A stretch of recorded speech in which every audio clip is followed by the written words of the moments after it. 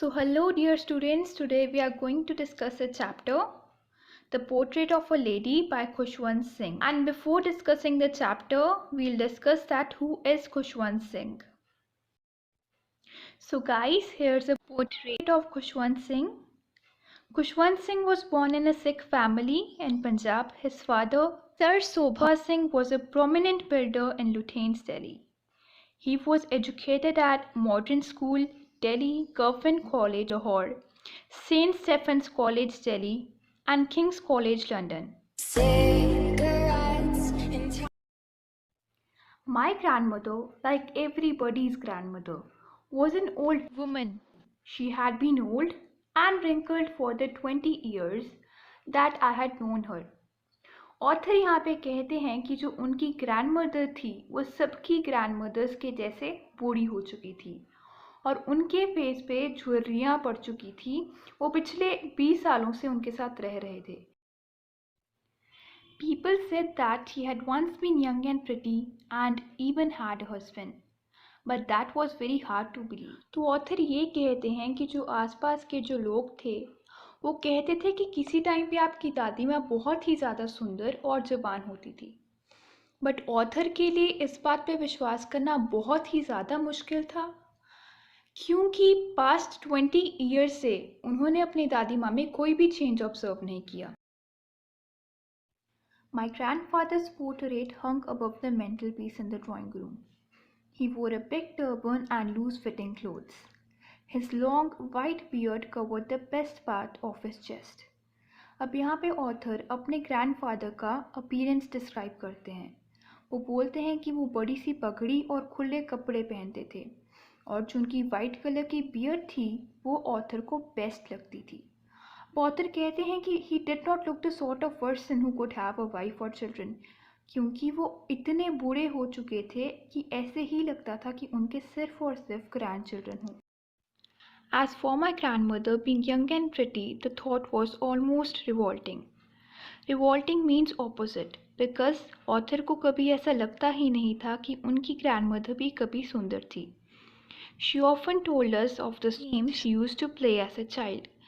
So जैसे कि सभी की ग्रैंडमदर्स एंड दादी माँ को आदत होती है डिफरेंट स्टोरीज सुनाने की, वैसे ही जो ऑथर की ग्रैंडमदर थी she used to tell him stories. अब that seemed quite absurd and undignified, मतलब undignified मतलब disrespectful.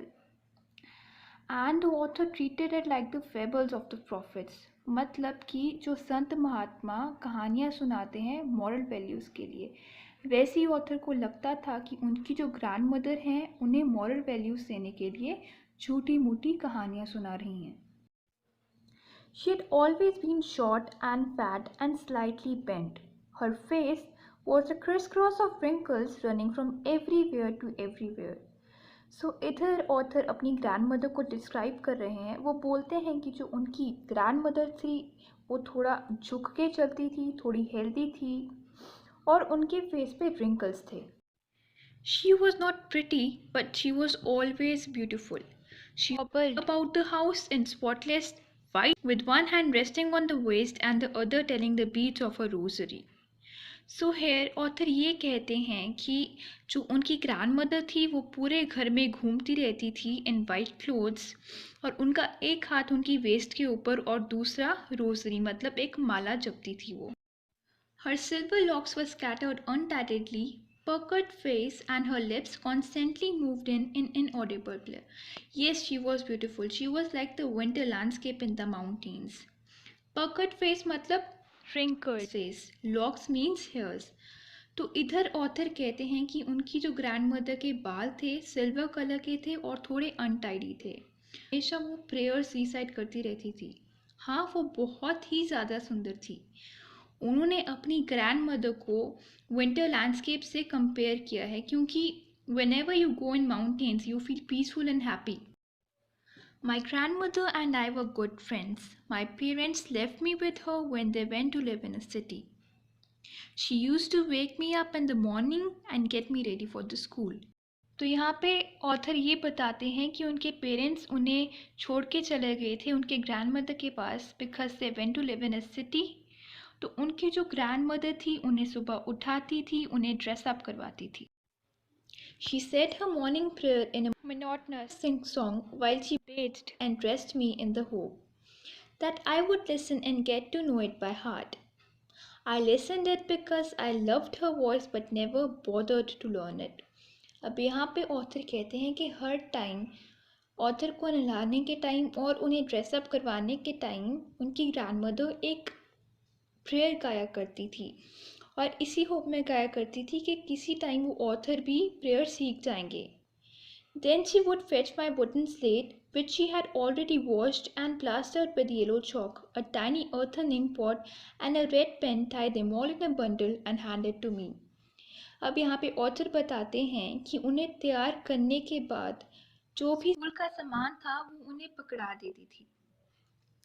After a breakfast of a thick steel chapati with a little butter and sugar spread on it, we went to school. Stale मतलब जो चपाती उबासी होती हैं. तो जो author था वो एक थिक स्टील चपाती बटर और शुगर के साथ खाते थे. She carried several stale chapatis with her for the village dogs. और कुछ उबासी चपातीस वो village dogs के लिए भी ले जाती थी. My grandmother always went to school with me because the school was attached to the temple. The priest taught us the alphabet and the morning prayer, while the children sat in the rows on either side of the veranda singing the alphabet or the prayer in chorus. अब author बताते हैं कि उनकी जो grand mother थी वो हर रोज़ author के साथ स्कूल जाती थी क्योंकि जो स्कूल था it was attach to the temple और जो प्रीस्ट थे वो हमेशा उन्हें गॉड के बारे में टीचिंग्स देते थे और अल्फ़ाबेट सिखाते थे.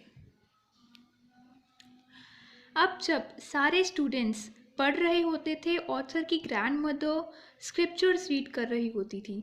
When we had both finished, we would walk back together. This time the village dogs would meet us at the temple door. They followed us to a home, rolling and fighting with each other for the chapatis we grew to them.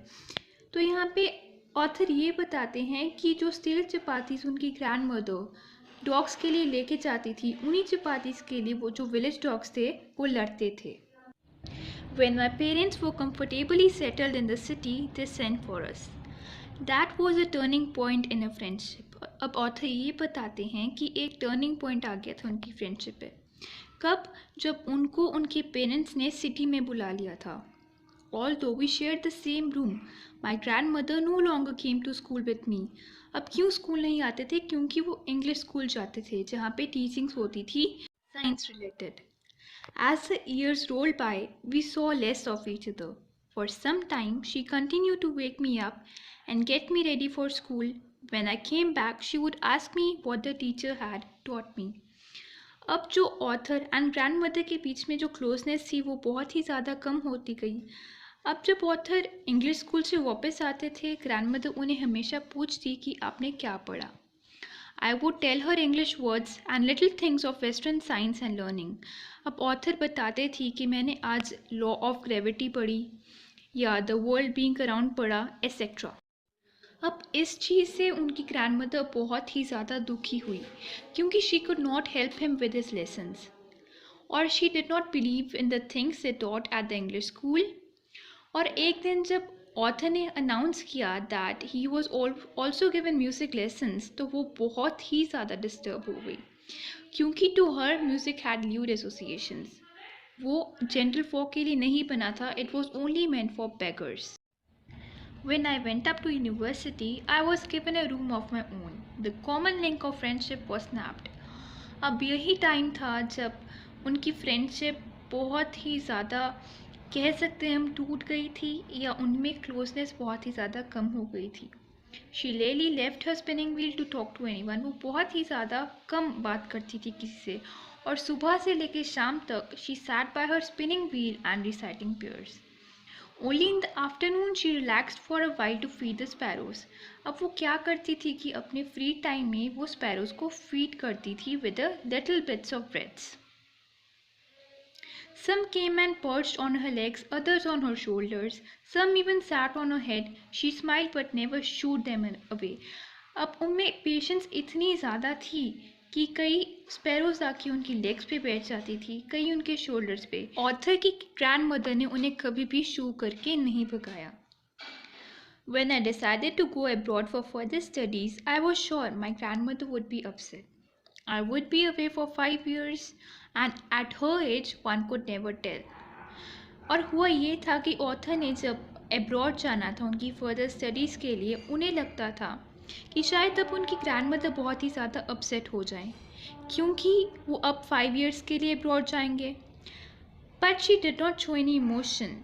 She did not show any sentiments. Her lips moved in prayer. Her mind was lost in prayer. Her fingers were busy telling the beads of a rosary.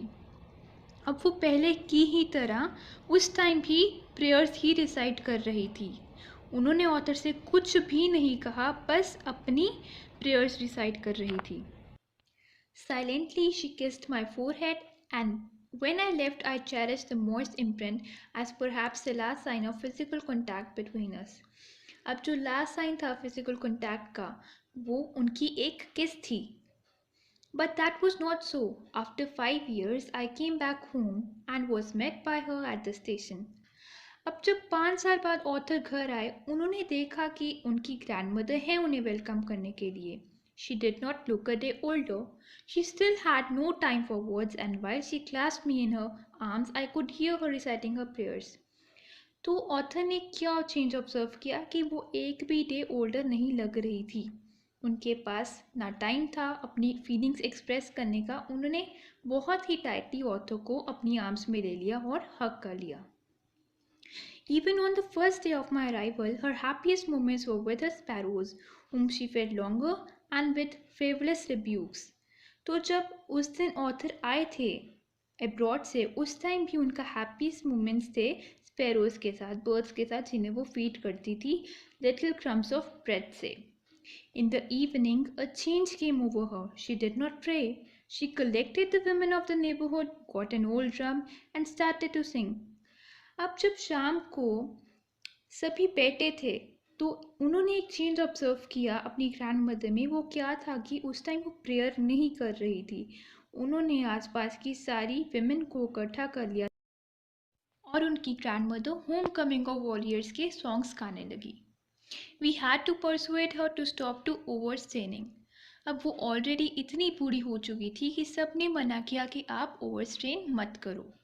That was the first time since I had known her that she did not pray. The next morning she was taken ill. It was a mild fever and the doctor told us that it would go away very soon. अब सुबह ही वो बहुत ही ज़्यादा बीमार हो गई और डॉक्टर ने कहा कि ये तो बहुत हल्का सा बुखार है और ये बहुत जल्दी चला जाएगा। But my grandmother thought differently. She told us that her end was near. She said that since only a few chapters before the close of the last chapter of her life, she had omitted to pray. तो उनकी grandmother ने कहा कि आप मुझे अकेला छोड़ दो, आप मेरे पास मत बैठो, don't waste my time because these are the last chapters of my life. We protested but she ignored a protest. She lay peacefully in bed, praying and telling the beads of a rosary. Even before we could suspect, her lips stopped moving and the rosary fell from her lifeless fingers. अब हुआ ये कि जब author की family उन्हें छोड़ के जाने ही लगी, उनकी लाइफलेस हाथों में से रोजरी गिर गई। A peaceful pallor spread on her face and we knew that she was dead. अब ऑथर की फैमिली को पता चल चुका था कि that she was dead. We lifted her off the bed, laid her on the ground and covered her with a red shroud. After a few hours of mourning, mourning means दुख प्रकट करना, we left her alone to make arrangements for her funeral.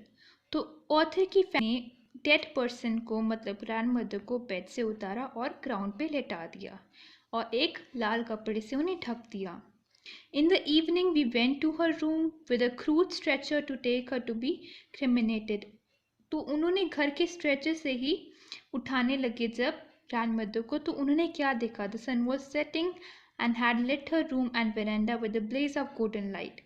We stopped halfway in the courtyard. अब उन्होंने क्या देखा? All over the veranda and in her room, right up to where she lay dead and stiff wrapped in the red shroud, thousands of sparrows sat scattered on the floor. अब जब शाम को author की family और author उनके room में enter करने लगे तो पूरे वेरांडा में बहुत ही सारी स्पैरोज स्कैटर होके बैठी हुई थी. There was no chirping. We felt sorry for the birds and my mother fits some bread for them. But जब ऑथर की मॉम ने उन्हें वो ब्रेड क्रम्स डाले, उनने क्या नोटिस किया that the sparrows took no notice of the bread. और जब ऑथर एंड ऑथर की फैमिली ग्रैंडमदर की डेड बॉडी को लेके जाने लगी, they flew away quietly. Next morning, the sweepers swept the breadcrumbs into the dustbin. So this was your chapter, students. I hope you liked it. Thank you.